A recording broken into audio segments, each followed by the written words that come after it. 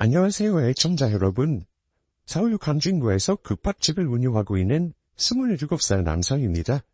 썰TV를 애정해오며 재미있는 사연, 감동 사연, 믿기지 않는 반전 사연 등 많은 사연들을 들어왔습니다. 오늘 제가 애청자분들에게 전해드릴 사연은 우는 전 어느 한 누신사에게 받은 마음 가득 따뜻해지는 감동 사연입니다. 그럼 사연 시작하겠습니다. 저는 서울에서 나고 자랐습니다. 제 아래도 5살 차이 나는 여동생이 하나 있고요.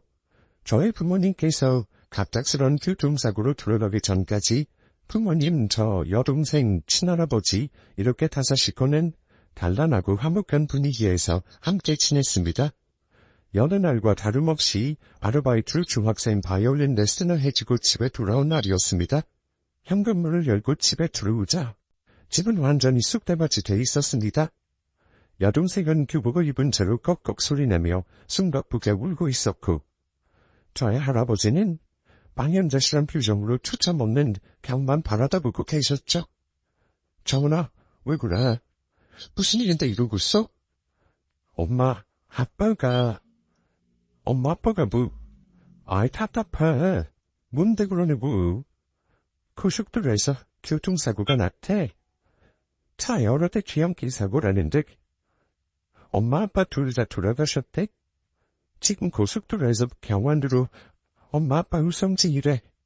오빠 기다리고 있었어. 잘못 전화온 거 아니야? 엄마 아빠 분명 어딜? 응. 엄마 아빠 맞아. 사고의 현장에서 수습한 지갑에 엄마 아빠 주민등록증 확인했대. 이야기를 들은 순간 저 역시 픽하고 무릎이 꺾여 자리에 주저앉고 말았습니다.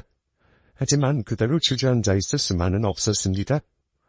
여동생과 할아버지를 모시고 병원으로 돌아가신 부모님을 확인하러 가야 했고 외가 외삼촌 한 분을 제외하고 아버지 친족이라 할 수 있는 사람이 한 분도 없었기 때문에 장례식 이후의 것들을 준비해야 했기 때문입니다.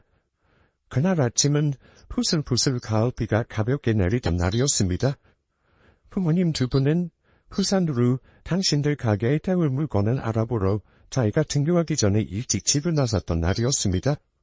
아버지는 역 지하상가에서 남성 전문 수제와 구두를 판매하시는 분이었고 어머니는 여성 전문 핸드백 지갑 같은 걸 파시는 분이었습니다. 평소처럼 잘 다녀오시라 드린 안부 인사가 마지막 인사가 됐다니 병원으로 향하는 동안 두 분이 돌아가셨다는 사실을 인정할 수 없어 눈물조차 나오지 않았습니다. 병원에 도착했지만 병원 관계자는 당장 부모님 시신을 보여줄 수 없다 말했습니다. 이게 도대체 무슨 말이에요? 아들이 돌아가신 부모님 시신을 볼 수 없다뇨. 죄송합니다. 어머님 아버님 모두 교통사고 때문에 몸에 여러 자상이란 열상이 많아 당장 뵙게 해드릴 수는 없습니다. 응급이나마 좀 처치를 해야 합니다. 죄송하지만 2시간 정도 기다려주세요. 이따 다시 오겠습니다. 그렇게 병원에 도착해 한 3시간 가까이 기다렸을까? 여동생과 할아버지 그리고 저는 병원 관계자 안내에 따라 영안실로 향했습니다. 여동생과 할아버지는 저희 부모님 시신을 확인하자마자 도망치던 영안실에서 뛰쳐나왔고 저는 우두커니 망구석처럼 서서 두 분 시신을 확인하고 또 확인했습니다. 응급처치를 했다지만 여전히 피떡이진 채 엉망인 얼굴, 뒤틀린 코, 뭔가 거대하고 무거운 것에 눌린 것 같은 눈두덩, 찢어진 뺨. 도대체 어떤 사고였기에 이렇게까지 큰 고통을 받고 돌아가신 건가? 두 분의 죽음은 받아들일 수 있었지만 왜 이런 사고가 하필 제 부모님께 일어나는지 저는 그 사실만큼은 인정할 수 없어 두 분 시신 앞에 망연자실 우레 서 있을 수밖에 없었습니다. 그렇게 환망한 마음으로 장례식까지 마치게 됐습니다. 장례식을 마치고 구청 관계자를 만나 두 분의 산속재산에 대해 이야기했습니다. 두 분이 남기신 재산은 큰 액수도 그렇다고 터무니없이 작은 액수도 아니었습니다. 저는 상속재산으로 살고 있던 집과 앞으로 제 여동생이 고등학교를 마치고 대학 진학할 때들 등록금, 6.25 참전용사였던 할아버지를 모시는 데 들어갈 병원비와 생활비 정도를 재산으로 받게 됐습니다. 정식으로 상속재산을 받게 된다. 저는 가장 먼저 앞으로 제가 더 대학 공부를 할 수 없겠다 생각했습니다. 여동생과 할아버지를 위해 쓰기로 결정했습니다. 저는 어렸을 때부터 바이올린을 켰습니다. 부모님께서 돌아가시기 전까지 서울에 있는 한 음대에서 공부했고요. 여동생은 이제 막 예술고등학교에 진학해 첼로를 전공 삼으였습니다. 저야 오랜 시간 바이올린을 공부해 큰 미련은 없었지만 문제는 이제 첼로 연주에 눈을 뜬 여동생이었습니다. 학교 등록금은 그렇다 쳐도 좋은 선생님 아래에서 첼로 레슨을 받으려면 적지 않은 돈이 들 게 뻔했기 때문입니다. 레슨은 대학생들에게 과외 받듯 받는 방법과 전문 첼로리스트를 통해 받는 방법이 있었습니다. 대학생들에게 레슨을 받게 하면 감당할 수 있을 정도 레슨비는 됐지만 첼로 연주 기본, 기술 몇 개 배우는 정도로 그쳤을 겁니다. 전문 첼로리스트에게 레슨을 받게 하면 훨씬 좋은 첼로 연주를 배울 수 있었겠지만 그러기에는 상당한 돈이 필요했습니다. 그래서 부모님께서 남겨주신 재산으로 제가 가장 먼저 선택했던 게 다니고 있던 대학을 그만두는 것이었습니다. 그래야 여동생이 대학교에 진학할 때까지 좋은 선생님 밑에서 계속해서 제일 좋은 첼로 연주 교육을 받을 수 있었고, 여동생이 대학에 진학할 때 경제적으로 어려움 없이 대학 등록금을 낼 수 있었습니다. 할아버지는 전쟁 중에 무릎에 총알을 맞아 왼쪽 다리를 크게 저는 분이셨습니다. 그래서 할아버지는 일상생활할 때 꼭 다른 사람의 도움을 필요로 하셨고, 나이가 드셔 생긴 당뇨, 고혈압 때문에 계속해서 약을 처방받아 드셔야 했습니다.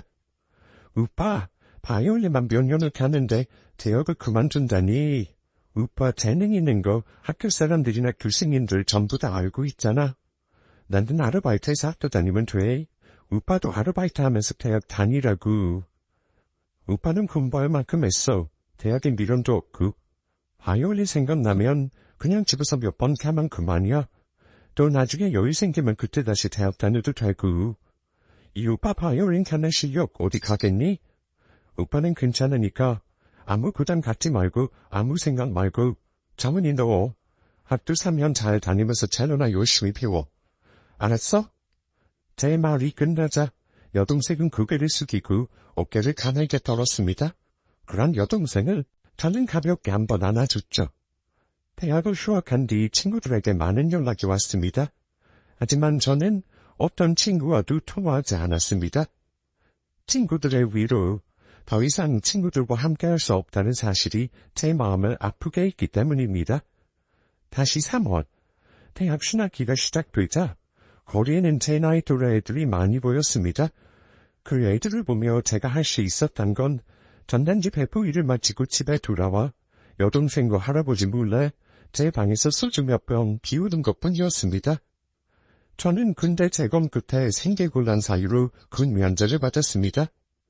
제가 벌어들이고 있는 수입만으로는 가족 2명은 모두 부양하기에 무리가 있다는 급한도 판단이었습니다. 그나마 군 면제로 한숨 놓게 된 저는 임시로 하고 있던 전단지 배포 일을 그만두고 집 근처에 있는 돈가스 집에서 일하기로 했습니다. 가게는 음식문화 거리에 있어 장사가 잘 되기도 했지만 돈가스 김밥집이라고 하면 음식 맛이 아주 좋아 사람들이 흔히 말하는 맛집 중의 맛집이었습니다. 예, 내가 몇 번 말했니? 손님 한 명 오면 2인석으로 모시라고. 네가 4인석으로 손님 하나 모셔서 손님도 그냥 나갔잖아. 죄송합니다. 앞으로 더 신경 쓰겠습니다. 그리고 또 주방 설거지가 왜 이렇게 밀리는 거야?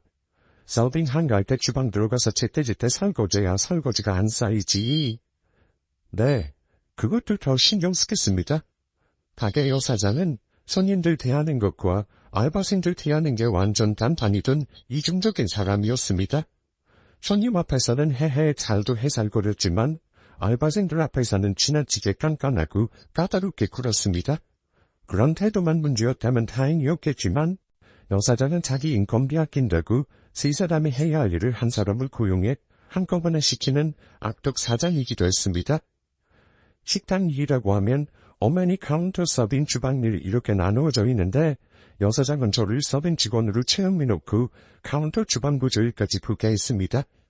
여사장이 하는 거라고는 손님들 오면 손님들에게 살살거리며 인사하는 것, 가게 알바생들이 쉴 새 없이 꾀부리지 않고 일하는지 감시하는 것뿐이었습니다. 일을 시작한 지 5개월 정도 됐을 때입니다. 저는 점심시간이 되면 몇 번 가게 밖에서 누추한 자리무로 가게 앞을 기웃거리고 있는 한 할아버지를 보게 됐습니다. 노숙자처럼 얼굴이나 입고 있던 옷이 완전히 엉망인 건 아니었지만 좀 빠져 보이는 옷차림, 까맣게 흘린 얼굴, 잘 다듬어지지 않은 머리 등 어딘가 불편해 보이고 형편이 좀 어려워 보이는 할아버지였습니다. 할아버지를 처음 보고 보름의 시간이 흐르는 동안 67번 더 같은 할아버지는 점심시간에 가게 앞에 나타났습니다. 처음에는 그저 그러려니 하고 말자 했습니다. 하지만 계속해서 어떤 사정이라도 있어 보이는 할아버지를 계속 보게 되니 안타까운 마음에 할아버지를 가게로 모셔 돈가스 한 접시라도 사드리자 마음먹게 됐습니다. 할아버지, 식사 아직 안 하셨죠? 네, 아직이에요. 무슨 일로? 별거 아니고요. 할아버지 그동안 이 가게 앞에 자주 오신 것 같은데 들어오셔서 식사는 한 번 하신 적이 없으신 것 같아서요. 오늘은 제가 돈가스 한 접시 사드리려고요. 어서 들어오세요. 허허, 나이도 어려 보이고 애 보이는데 당신 여기 사장이에요? 저는 사장은 아니고 그냥 알바생이에요. 근데 그런 건 별로 상관없어요. 할아버지가 드신 음식값만 제대로 가게에 내면 되거든요. 자, 어서 들어오시라니까요. 할아버지는 더 말없이 제 안내에 따라 가게로 들어오셨습니다. 그리고 2인석에 혼자 앉으셨죠. 주문한 돈가스가 나오고 할아버지가 식사를 하시려는데 그때 마침 여사장은 카운터에서 저를 따로 불러냈습니다. 뭐야 저 사람? 노숙자 아니야? 너도 봤지? 한 달 정도 가게 앞에서 기웃거리던 그 노인네? 그 노인네가 왜 내 가게에 들어와 있냐고? 네, 그분 맞아요. 그동안 가게 앞에서 서성거리다 돌아가시기만 하시고 가게에는 안 들어오셨잖아요. 오늘은 유독 안색이 안 좋아 보이고 많이 시장하실 것 같아 제 돈으로 돈가스 한 접시 내드린 거예요. 어머, 얘 봐라. 얘 순났네, 얘 순났어. 얘, 네 돈으로 저 사람 돈가스 사주면 다야? 생각이 있는 거야, 없는 거야? 저 할아버지 때문에 가게 이미지 다 떨어졌잖아. 그 돈으로 차라리 옆에 국수집이라도 데려가던가. 왜 하필 우리 집에 데리고 오고 난리야? 네가 사장이니? 죄송합니다. 돈만 잘 계산하면 괜찮을 줄 알았어요. 죄송합니다. 카운터에서 여사장과 이야기하고 있는데 돈가스 몇 점을 드시고 계시던 할아버지는 저와 여사장이 나눈 이야기를 모두 듣고 계셨던지 자리에서 일어나 후련히 가게 밖으로 나가셨습니다. 그리고 가게를 나서시며 말씀하셨죠. 이 가게 운영할 사장은 따로 있는 것 같구만. 나원? 할아버지는 그렇게 하루 자며 가게를 나섰습니다. 그날 가게에서 그 사건이 있고 일을 마치고 돌아온 저는 사장으로부터 다음날부터 가게 나올 필요 없다는 메시지를 받았습니다. 말 그대로 해고였죠. 본래 인품이 안 좋은 여사장이라는 건 알고 있었지만 해고까지 당하고 보니 억울한 마음 넘어 분노의 마음까지 품게 됐습니다. 하지만 마음만 품을 뿐 그 이상 제가 할 수 있는 일은 없었습니다. 타자가 깨익 소리나 한번 지를 수 있을까? 그게 제가 할 수 있는 전부였지만 저는 더 제 입을 더럽히고 싶지 않아 그것마저 포기했습니다. 가게에서 해고당한 뒤 저는 휴식 겸 집에서 3일 정도 머물렀습니다. 그동안 켜지 못했던 바이올린도 마음껏 켜보고 책도 읽고 음악도 듣고 나름 충만한 휴식을 보냈습니다. 하지만 그것도 딱 3일. 시간은 멈추지 않고 계속됐습니다. 제 의지와 무관하게 시간은 삶이 아무렇지 않은 태어난 표정으로 계속해서 앞으로 나아갔죠. 여동생 학비와 레슨비, 할아버지 간병비를 대기 위해서는 계속해서 일해야 했습니다.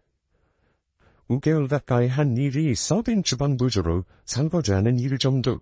서빙 주방 부조 일과 전혀 다른 일을 알아볼까 했지만 저는 그나마 어깨 넘어 익힌 일이 서빙 주방 일이어서 서빙을 계속해보기로 결심했습니다. 다른 지역에 가서 일을 구할까 했지만 할아버지께서 응급한 상황이 생기면 가장 먼저 제가 달려가야 했기에 저는 해보된 가게에서 얼마 떨어지지 않은 장터국밥이라는 국밥 전문점에서 일하게 됐습니다. 부부가 운영하는 가게였는데 두 분 모두 성정이 좋으신 분들이셨습니다. 가게 사무처럼 큰 시장이나 장터에서 일하는 사람들처럼 터트렸고 호방한 분들이셨습니다. 남 사장님은 가게 안 주방에서 직원 2명과 국밥 육수를 내시거나 수육, 한육, 전병 같은 걸 만드셨고 여 사장님은 다른 직원 한 분과 함께 가게 앞에 설치된 4개 솥단지에서 순대국밥, 돼지국밥, 소머리국밥, 육개장을 퍼 식당에 올 사람들에게 날라다 주었습니다. 저는 서빙해주는 사람으로 가게에 들어갔던 건데 가게에서 일하기 시작한 지 3주 정도 지났을까요? 주방 남사장님은 그 즈음부터 저를 주방으로 불러 주방 일을 가르쳐주기 시작했습니다. 좀 의외인 일이 있었다면 주방 일이라고 하면 설거지하는 것부터 시작했어야 했는데 남사장님은 그런 과정 없이 제가 식재료로 손질하는 것부터 시작해 다양한 음식 조리하는 방법, 비결이라면 티결이라 할 수 있는 국밥 국물 육수 내는 법 같은 걸 가르쳐 주셨습니다. 아무리 생각해봐도 그 상황이 의아했지만 저는 어쩔 수 없이 남 사장님이 가르쳐주는 대로 따를 수밖에 없었습니다. 무슨 일을 하고 사장이야 어찌됐든 어쨌든 일을 그만두지 않고 계속 돈을 벌어야 하는 입장이었으니까요. 그렇게 주방에서 바쁘게 일하고 있던 날이었습니다. 저는 주방에서 손님들이 드신 국밥 그릇을 설거지하고 있었죠. 근데 그때 홀에서 여사장님께서 어느 손님에게 건네는 말이 들려왔습니다. 오셨어요, 아버지? 식사 아직 이시죠? 어떤 걸로 낼까요? 잘 드시는 소머리국밥 한 그릇 드시겠어요? 그래, 소머리국밥이랑 전육도 조금 썰어줘. 원래 여사장님은 홀에 오는 손님들과 이 이야기 저 이야기를 주고받는 분이 아니셨습니다. 손님들과 간단한 인사를 나누시기는 했지만 더 말을 잇지 않는 분이 여사장님이셨습니다. 홀 손님이 워낙 많아 눈코 뜰 새 없이 바쁘다 보니 가게 바깥에 있는 솥단지에서 가게 홀까지 왔다 갔다 하는 것만으로 벅차해 하셨기 때문입니다. 주방에서 일하고 있던 저는 여사장님과 손님이 나누는 이야기를 듣고 그 손님이 여사장님 시아버지, 남사장님의 아버지라는 걸 알게 됐습니다. 그렇구나 하고 저는 별일 아니라 생각하며 마저 하고 있던 설거지를 하고 있는데 이번에는 주방에서 바쁘게 일하고 계시던 남사장님께서 홀로 나가 당신의 아버지를 맞아주셨습니다. 아이고 아버지, 주방에서 수육 삶고 나온다고요. 그래요, 어쩐 일로 들리셨어요? 나야 뭐 하루 종일 일 없이 시간 보내는 게 일이지. 이차저차 해서 저녁이나 먹으러 왔어. 네, 저희 가게 국밥은 많이 드셔서 물리실 텐데 저기 건너편에 샤브샤브집 생겼잖아요. 왜 거기 가셔서 식사 한번 안 해보시고요? 해봐야지. 개업한 지 얼마 안 돼서 바빠. 사람들 거품 좀 빠지면 가보려고. 그나저나 그 젊은이는 집안에서 일을 잘 배우고 있나? 네, 명석이요. 이제 한 달 돼가네요. 어디서 배운 건지 눈치도 빠르고 손놀림도 좋아요. 그래도 한 2년 정도는 눈 딱 감고 일 배워야죠. 그래야 음식 만드는 거니 육수 내는 거니 가게 운영하는 것까지 좀 눈에 보일 테니까요. 그래, 그렇구만. 온 김에 얼굴이나 보고 가자고. 좀 나오라고 해봐. 저는 얼떨결에 할아버지가 계신 상으로 불려나서게 됐습니다. 그리고 거기서 저는 할아버지를 보고 깜짝 놀라지 않을 수 없었습니다. 그분은 제가 한 달 전에 돈가스 집에서 일할 때 제 사비로 돈가스를 사드린 할아버지셨습니다. 오랜만에 보네. 어때? 그간 잘 지냈나? 네. 여기서 다 뵙게 되네요, 할아버지.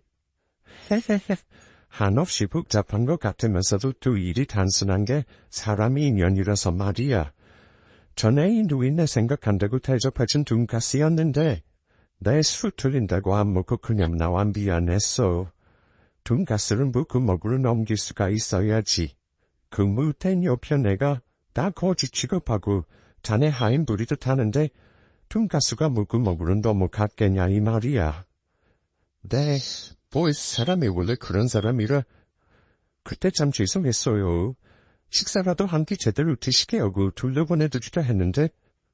됐어. 나는 여기가 또 한 끼, 저기가 또 한 끼, 어디가 또 한 끼. 밥 먹고 가라는 데가 줄줄이 사탕이야. 그 돈가스집 옆에 내가 저 장사하는 건물 그 건물 주인이 난 줄 몰랐던 모양이야.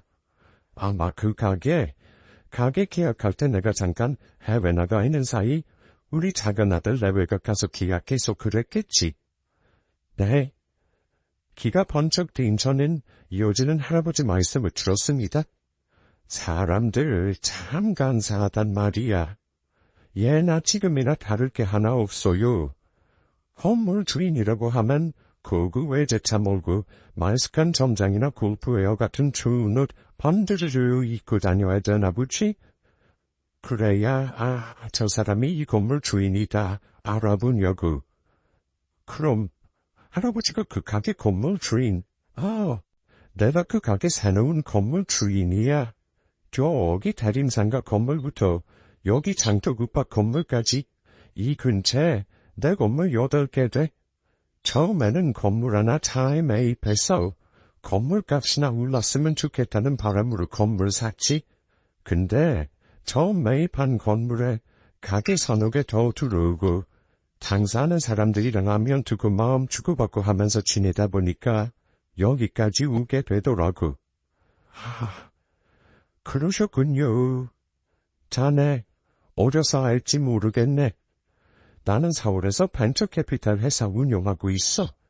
신소재나 신기술, 획기적인 사업 콘텐츠 갖고 오는 사람들한테 돈 내주는 회사야. 돈 많이 벌었어. 내가 뼛속까지 투자자다 보니까 여기 상권 생길 거 예상해보니까 건물 몇 채 더 안 살 수가 없더라고. 건물 몇 채 사서 거기다가 식당, 술집, 노래방 같은 거 몇 개 되니까 사람들이 귀신같이 알고 찾아오더라고. 다른 사람들까지 건물 매입해, 세놔. 그래서 여기 이렇게 큰 음식 문화 거리가 된 거라고. 저는 그것도 모르고, 죄송했어요, 할아버지. 저것도 모르려서. 아니야. 그때 자네한테 그 대접받고, 그만 것도 그만 거였지만, 뭘 좀 도와줄 수 있는 게 없나 생각했었어. 근데 젠장, 그 돈가스집 여사장이 자네 연락처 좀 알려달라고 사정사정 부탁해도 개인정보 어쩌고저쩌고 하면서 통 알려줄 생각을 안 든 거야. 나야 뭐 방법이 있나. 내가 무슨 장관 대통령도 아니고 주민센터 찾아가서 자네 연락처 내놓으라 할 수 있는 입장도 아니고. 그래서 그냥 그 일 있고 별 생각 없이 지내고 있었지. 이 식당은 우리 큰아들 내외가 하는 가게야. 내가 건물 처음 샀을 때 장사도 처음 시작했으니 한 10년 됐겠네. 2주 전인가. 큰아들 내미가 주말에 우리 집에서 같이 저녁 먹는데 그러더라고. 식당에 눈썰미 좋고 손 빠른 젊은 친구 하나가 들어왔다고? 처음에는 그냥 서빙 알바로 쓰려고 했는데 주방일 시켜보니 참 빨리 배우더라고. 그래서 그게 누군가 싶어 괜히 궁금해 가게 몇 번 왔다 갔다 했어. 자네는 일하느라 몰랐을 거야. 나 왔다 간 것도. 주방 뻥 뚫려있는 데랑 터진 타일 사이사이로 보니까 그 일 잘한다는 친구가 자네였지 뭔가. 그러셨구나. 에이, 그래도 할아버지 오셔서 알아보셨으면 아는 차라도 해주시고 가시지 그러셨어요. 저는 돈가스집에서 그 일 있고 나서 계속 마음이 안 좋았다고요. 돈가스집? 그 빌어먹을 여우 같은 옆이었네. 그날 그 일 있고 한 달 있다 가게 뺐어. 내가 나가라고 했지? 마침 계약갱어도 다 잡고. 건물 주인이 또 계약 안 하겠다는데 그 옆에 내가 할 수 있는 게 뭐 있었겠나. 그대로 가게 빼버렸지. 지금 그 가게 프랜차이즈 아이스크림 가게 들어와 있어. 딱 2년 장사하고 가게 정리하고 나가는 조건으로 계약했어. 네, 그러셨군요. 한 6개월 진득하니 우리 아들이랑 며느리 아래에서 일 좀 잘 배우고 있어봐. 그때 다시 와서 자네 일 열심히 하고 성실하게 잘하고 있으면 내가 선물 하나 줄 생각이니까. 선물이요? 선물이라면 선물이고 마음에 진디 둘러주는 게 부은이라면 부은이고. 할아버지가 식사를 마치시고 돌아간 뒤 저는 그 산물이 뭘까 궁금해했습니다. 나이가 어렸던 때였던 만큼 아무리 생각해봐도 그 산물이 뭘까 가닥이 잡히지 않았습니다. 저는 그저 단순히 용돈이나 좀 주시려나 보다 생각하고 말았습니다. 저희 장터국밥 사장님 두 분 모두 음식이면 음식, 손님 상대면 손님 상대, 워낙 장사 수완이 좋으신 분들이었습니다. 그래서 저는 가게에 나와 마치고 돌아갈 때까지 일도 하고 가게 운영을 어떻게 하는지도 조금씩 알아갔습니다. 할아버지와 만남이 그 3개월 정도 지나 다시 할아버지를 만나게 됐습니다. 그날 역시 별다를 것 없이 주방에서 수육 삶는 방법을 배우고 있던 날이었습니다. 한참 바쁜 저녁 시간이 지나고 저녁 9시 다 돼 할아버지께서 찾아오셨습니다. 늘 드시던 소머리 국밥을 주문하셨고요. 가게 찾아오신 거 알고 주방에서 나와 인사드리고 다시 주방으로 들어가려던 때였습니다. 가게에 손님이 한 테이블도 없었던 때라 할아버지께서는 당신 자신이 직접 명서가 이리 와 앉아봐 하고 큰 소리로 저를 부르셨습니다. 일 잘하고 있다고. 큰아들놈이 그렇게 칭찬을 잘하는 애가 아닌데 자네만큼은 일 잘한다 칭찬 일색이야. 그래, 잘 지냈나?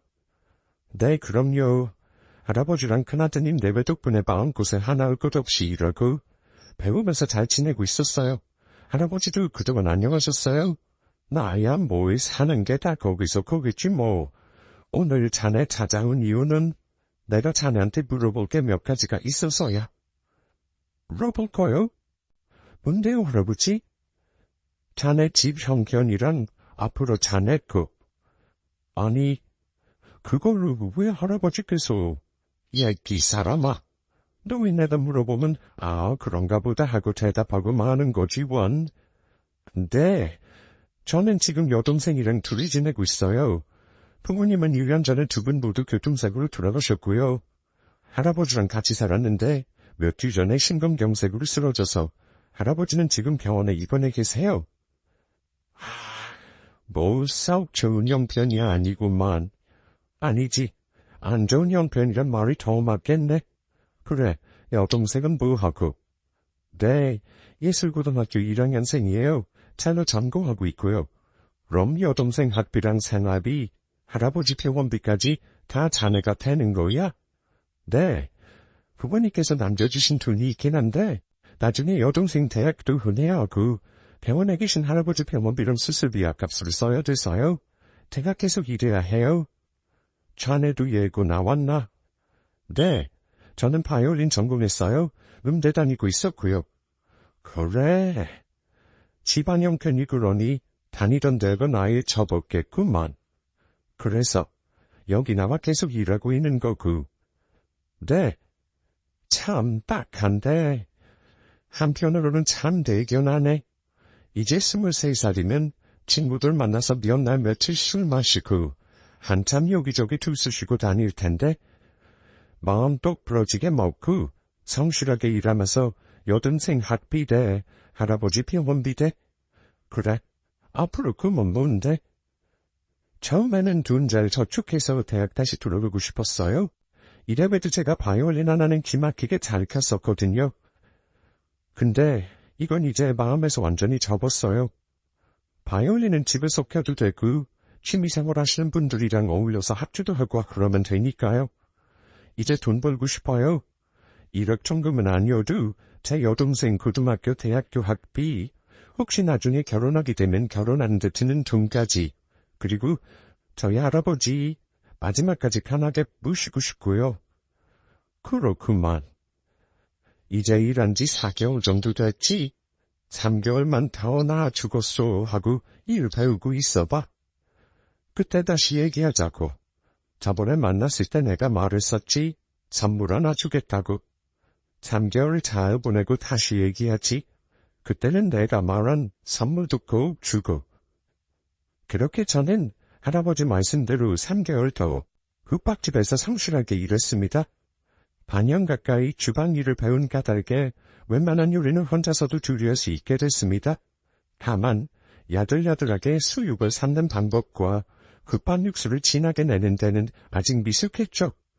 가게가 한참 바쁠 때 잠시 남사장님이 가게 비울 일이 생겨도 짧은 시간 정도는 저만으로도 주방 일이 돌아갈 수 있게 됐습니다. 할아버지와 만난 지 정확히 3개월이 지난 날이었습니다. 그날 할아버지께서는 평소 잘 입고 다니시지 않는 정장차림을 하고 가게에 오셨습니다. 머리도 단정하게 하시고 말이죠. 가게 두 테이블에 손님이 있었지만 할아버지는 아랑곳 않고 저를 주방에서 불러 당신의 앞에 앉히셨습니다. 오랜만이네. 오늘도 얼굴이 밝구만. 오늘이 내가 전에 말한 6개월이라는 거 알고 있었나? 내가 전에 이 가게에서 6개월 동안 일하면서 내 가게다 하면서 일 배우라고 말했었지? 네, 맞아요. 딱 6개월 됐네요. 내가 6개월 동안 이 가게에서 일 잘 배우고 있으면 선물도 주겠다 했었고, 기억하지? 선물, 네, 기억해요. 근데 그게 도대체 뭔지 잘 감이 안 잡히더라고요. 별거 아니야. 이제 자네 이 가게에서 주방실장으로 일하도록 해. 그건 큰아들이랑 이야기 다 끝났어. 그만한 실력이면 충분하다고. 6개월도 주방실장으로 일하면서 내 아들한테 마저 배우던 거 다 배우고 가게 운영하는 것도 좀 아름아름 배워도. 주방실장이요? 저거 어떡해. 일하는 사람은 그 사람이 일주일 일하는 것만 봐도 그 사람이 며칠, 한두 달 일하겠다. 한 1년 일하겠다. 일 잘하겠다 못하겠다 다 알아보는 법이야. 큰아들 놈이 그러던데 자네 정도면 주방일 정도는 이제 혼자서도 충분히 잘해낼 수 있다고 했어. 주방실장도 2년 정도 일하고 나면 예전에 내가 말했던 그 아이스크림 가게 있지? 거기랑 새 계약 끝나. 거기다가 이 국밥집 가면 좀 하나 얻어줄 테니까 그거 자네가 맡아서 한번 장사해봐. 아니요, 할아버지. 지가 어떻게 나이도 어린데다가 사람 산다는 것도 쉽지 않고 장사 경험도 없는데요. 아무리 돈 벌고 싶은 마음이 크더라도 그건 안 될 것 같아요. 마음은 정말 감사하지만 제가 오히려 폐가 될까 봐요. 과공선 비례라는 말 알아? 공선이나 겸손도 지나치면 예의가 아니라는 말이야. 자네 믿을 만한 부모님이 계시나? 아니면 자네 일에 손발 걷어붙이고 도와줄 친척이 하나 있나? 이 하랩이랑 우리 아들 레미네외가 앞으로 자네 스스로 자리 잡을 수 있도록 물심양면으로 도울 테니까 그런만 말고 자네 인생의 운 기회라고 생각하고 잘 준비해봐. 말씀은 정말 감사하지만 그래도 어떻게 제가 그렇게 큰 이 근처에서 나 모르는 사람들은 내 옷차림 겉모습만 보고 자기들 멋대로 내가 어디 빠지는 사람이나 노숙자라고 생각해? 옆 건물에서 옷장 사는 여자는 어느 날 내게 와서는 치매 있지 않냐고 혹시 집 잃어버리신 거 아니냐고 물어본 적도 있지. 내가 옷도 잘 못 입고 관심이 없어 그렇게 하고 다니니까 당연한 일인지도 모르지. 자네가 처음이었어. 나이 먹은 노인네가 추레하게 다닌다고 다들 눈치나 줬으면 좋지. 직접 나한테 와서 어디 불편한 데 없느냐고 자기 돈 들여 밥 사주겠다고 말하는 사람이 여전히 사람 겉모습만 보고 사람 판단하고 평가하는 바보 같은 세상이야. 아마 다른 사람이 자네처럼 와서 그랬다면 나는 그냥 고맙다고만 말하고 사양하고 보냈을 거야. 근데 자네 그 따뜻한 눈망울, 밝은 미소, 가지런한 일을 보니까 자네가 일하고 있던 가게에 안 따라 들어가서 그윽더라고. 그리고 가게 들어가서도 그 여우 같은 옆에 내 말 같다는 어깃장 놓고 있을 때도 자네는 한치 부정 없이 그저 내내 했지. 그런 자네 모습을 보면서 참 순한 젊은이고 사람 앞에 갖춰야 할 예의를 아는 사람이라 생각했지. 참 요즘 사람들, 요즘 애들 같지 않다고 우울해 생각했다고. 네, 보름 정도 저희 돈가스 집 앞에서 기웃거리고 계셨잖아요. 근데 옷차림이나 안색은 속 좋지 않아 보이시고 그래서 저도 다른 사람들처럼 할아버지가 무슨 사정이 있으신 분인가 했어요. 그렇다고 노숙자는 아닌 것 같고 따로 말 못할 사정이 있지 않으실까 생각해서 가게를 모셨던 거예요. 돈가스 집 앞에 서서 며칠 건너편 건물 3층에 들어올 대형 갈비집 생각하고 있었어. 식당이 3층이면 아무리 상권이 좋은데라지만 장사다 될까 하고 몇 번 직접 거리로 나왔었던 거야. 네. 그때 자네가 사준 돈가스 한 접시 차에 비우고 나오려고 했는데 그럴 수가 있어야지. 그 옆에 내 말 듣고 있자니 부어같이 밀어서 말이야. 하계 계약 기간 끝나고 계약 연장하고 싶다고 나 찾아왔었어. 그때 몰라봬서 죄송했다고. 몇 년 더 가게 할 수 있도록 도와달라고. 좋은 마음 품고 어려운 이들 살피면서 살겠다고. 내가 눈앞에서 자네랑 나한테 대하는 거 직접 봤는데 믿음 같은 게 생길 리가 있나. 됐으니 그만 가라고 가게 계약도 끝냈어. 이 근처에 비어있는 가게에 새로운 가게 알아보러 다녔다더군. 헛도 될 리가 없지. 내가 아는 건물 주인들 만나서 그 여잔테 세주지 말라 이야기해뒀으니까. 그러고는 아예 안 보이더라고. 이제 국밥집 주방에서 자네랑 새로운 실장, 아래 직원 2명이랑 일하게 될 거야. 그동안 큰아들은 아이스크림 가게 나가면 가게에 드릴 주방기기, 홀 테이블 수 같은 거 준비하러 다니고, 가게 인테리어 어떻게 할지 이 사람 저 사람 만나러 다닐 거야. 그러니 한 반년쯤 틈틈이 내 아들이 가게 들을 때마다 배우더니 마저 잘 배우도록 해. 2년 뒤에는 자네가 정말 가게 사장이 되는 거니까.